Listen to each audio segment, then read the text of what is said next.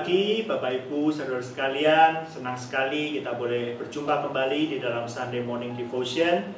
Kita senantiasa bersyukur kepada Tuhan. Tuhan boleh memelihara kita, menopang kehidupan kita. Pada pagi hari ini kita boleh mendapat kesempatan untuk memasuki hari Minggu. Kita akan beribadah kepada Tuhan. Dan saya mengajak kita bersama-sama pada pagi hari ini, kita boleh bersaat teduh bersama-sama, kita boleh memuji nama Tuhan bersama-sama, kita boleh memuji satu lagu yang sangat indah, yang boleh mengingatkan kita bahwa kita sebagai manusia yang tidak berdaya seringkali, kita boleh bersandar kepada lengan Tuhan yang kekal. Mari kita boleh menyanyikan lagu ini, Ku Bersandar Pada Lengan Yang Kekal. Kita menyanyikan 2 baitnya saja. Mari kita boleh bersama-sama memuji Tuhan.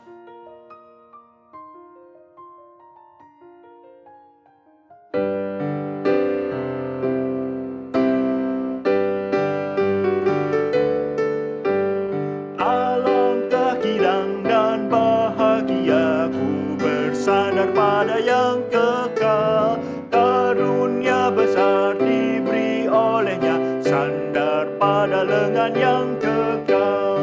Sandar, sandar, sandarku tentu kuat teguh. Sandar, sandar, ku bersandar pada yang kekal. Hilanglah cemas, hilang takutku, bersandar pada yang kekal. Hatiku aman, Tuhan panduku, sandar pada lengan yang kekal. Sandar, sandar, sandarmu tentu kuat teguh. Sandar, sandar, ku bersandar pada yang kekal. Puji Tuhan. Ya, mari kita boleh berdoa bersama-sama. Ya Bapa kami yang bertahta dalam kerajaan surga, kami bersyukur Tuhan. Pada pagi hari ini Tuhan terus boleh melimpahkan berkat Tuhan kepada setiap kami. Tuhan boleh memberikan berkat Tuhan, memberi kesempatan pada pagi hari ini kami bersama-sama bersaat teduh kepadamu. Tuhan boleh ajar kami, untuk kami sebagai anak-anak-Mu, kami boleh senantiasa bersandar kepada tangan Tuhan yang kekal. Dan kami berdoa kiranya pada renungan sebentar ini, Tuhan boleh memberkati waktu yang singkat ini, untuk boleh menjadi berkat bagi setiap kami di pagi hari ini. Terima kasih Tuhan, terpujilah nama Tuhan senantiasa. Di dalam nama Tuhan kami Yesus Kristus kami berdoa dan mengucapkan syukur. Amin. Ya, baik Bapak Ibu, waktunya kita mendengarkan renungan firman, saya serahkan kepada Pak Aludin.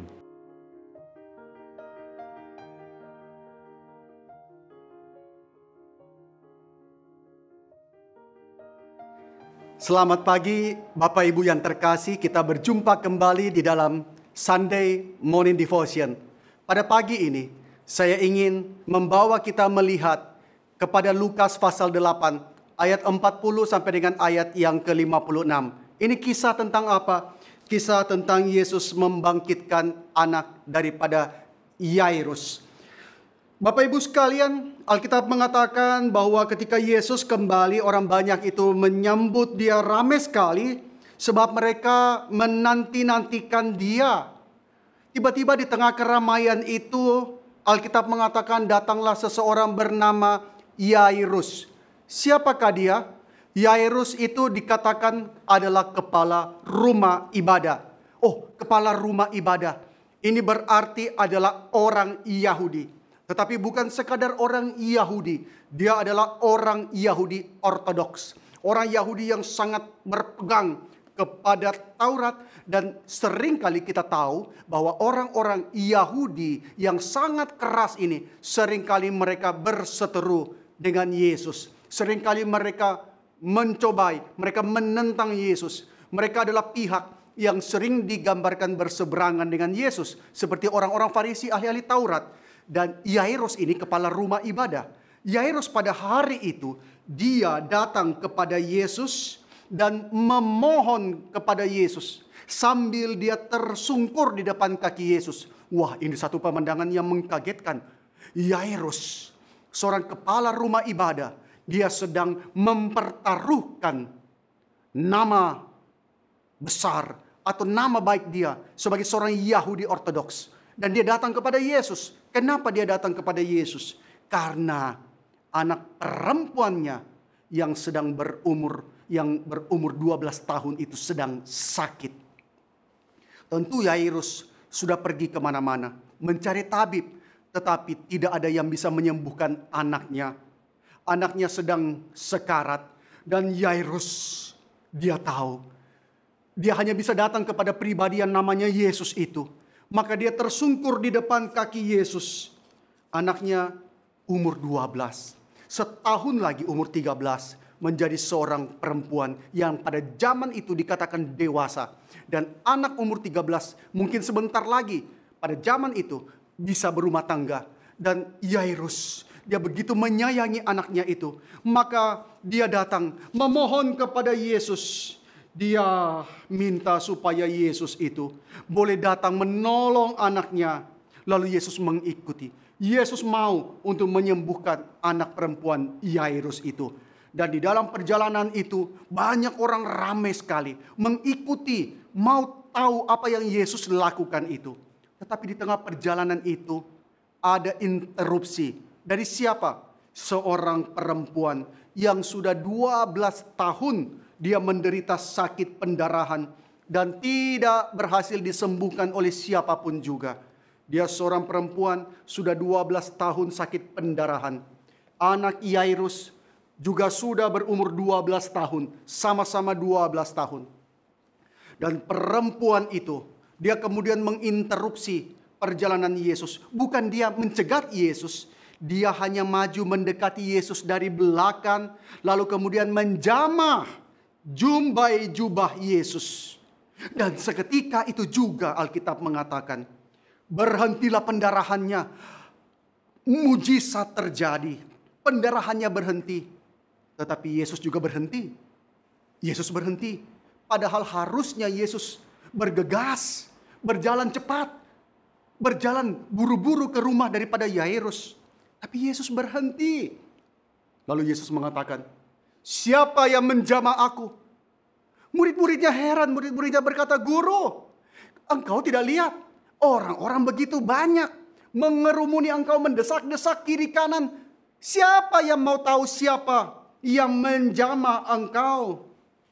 Tapi Yesus berkata, ada seseorang yang menjamah aku. Aku merasakan ada kuasa keluar daripadaku. Oh, mungkin dalam hati Yairus, sudahlah, jangan lagi cari-cari siapa yang menjamah engkau. Anakku sedang sekarat, anakku sedang sakit, sudah hampir mati, tolong cepat. Tapi Yesus menunggu. Yesus melambat. Berhenti di situ. Lalu perempuan yang sakit pendarahan itu, dia begitu ketakutan. Dia ketahuan bahwa dia menyentuh Yesus. Maka dia akhirnya dengan gemetar dia datang tersungkur di depan Yesus dan menceritakan kepada orang banyak apa sebabnya dia menjamah Yesus. Dan bahwa dia seketika itu juga menjadi sembuh. Wah, ajaib. Tetapi masalahnya kenapa Yesus berhenti di situ?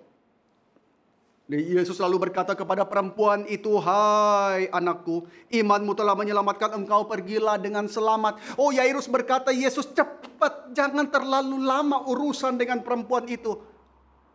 Bukankah kalau Yesus mau menolong perempuan itu, tolong urus dulu anak Yairus. Ini lebih penting, sudah sekarat. Perempuan itu nanti saja waktu Yesus kembali, tolong perempuan itu. Sekarang anak Yairus lebih penting.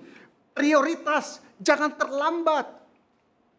Kenapa Yesus terlambat? Kenapa Yesus melambat untuk ke rumah Yairus? Sampai orang kemudian datang. Ketika Yesus masih bicara, datanglah seorang dari kepala rumah ibadah itu. Keluarganya Yairus berkata, anakmu sudah mati. Sudah mati. Sudahlah, jangan engkau menyusahkan lagi guru. Yairus putus harapan. Kenapa Yesus engkau tidak datang bergegas? Kenapa engkau tidak cepat? Kenapa engkau terlalu lambat datang menolong anakku? Sekarang anakku itu sudah mati. Tetapi Yesus mendengarnya dan Yesus berkata, Yairus, jangan takut. Percaya saja. dan anakmu akan selamat. Bagaimana bisa selamat? Sudah mati Yesus. Tapi Yesus tetap ke rumah Yairus. Setibanya sampai di rumah Yairus itu pun kemudian Yesus tidak memperbolehkan siapapun ikut dengan dia masuk. Kecuali Petrus, Yakobus dan Yohanes. Dan Yairus serta istrinya. Semua orang sudah menangis meratapi anak itu. Saudara bisa tahu perasaan seseorang yang kehilangan anak. Yairus kehilangan anaknya hari itu. Dia berduka. Orang semua meratap. Yesus terlalu lambat. Akan tetapi Yesus berkata, jangan menangis. Dia tidak mati tetapi tidur. Semua orang mentertawakan Yesus. Jelas-jelas anak itu mati dan jelas engkau terlambat datang menolong anak itu. Tetapi Yesus memegang tangan anak itu dan berseru kepadanya, hai anak, bangunlah. Lalu kembalilah roh anak itu dan seketika juga dia bangkit berdiri. Dan Alkitab mengatakan, takjublah orang tua anak itu. Saudara sekalian, mungkin kita berkata kenapa Yesus lambat. Tetapi waktu Tuhan tidak pernah terlambat. Jikalau Yesus datang lebih awal, anak Yairus masih hidup. Ketika disembuhkan, akankah sama perasaan takjub kepada Allah? Pada diri Yairus dan keluarganya, istrinya, dan yang lain. Dibandingkan ketika Yesus membangkitkan anak itu. Mungkin kadang kita bertanya, Tuhan, kenapa engkau terlalu lambat? Kenapa engkau membiarkan sampai sedemikian? Tuhan tidak terlambat. Tetapi ada rencana Tuhan, kemuliaan Tuhan yang akan dinyatakan melalui pekerjaannya yang di dalam mata kita. Kenapa terlambat? Karena Allah sedang bekerja menyatakan kemuliaannya pada waktunya. Maka biarlah ini menjadi penghiburan bagi kita. Di dalam keadaan seperti ini kita mungkin bertanya, Tuhan, mengapa engkau terlalu terlambat? Supaya Tuhan menyatakan kemuliaannya di dalam kehidupan kita. Mari kita berdoa.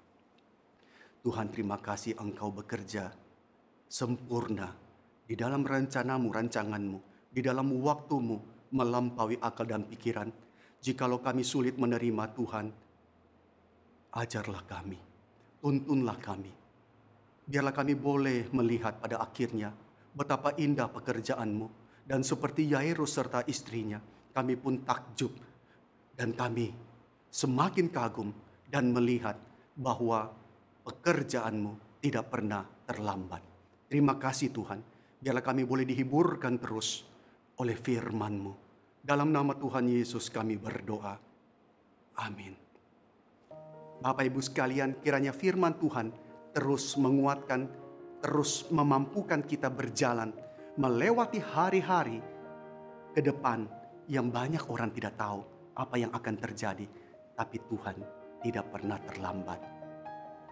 Kiranya Tuhan memberkati. Sampai jumpa pada Sunday Morning Devotion yang berikutnya. Tuhan memberkati.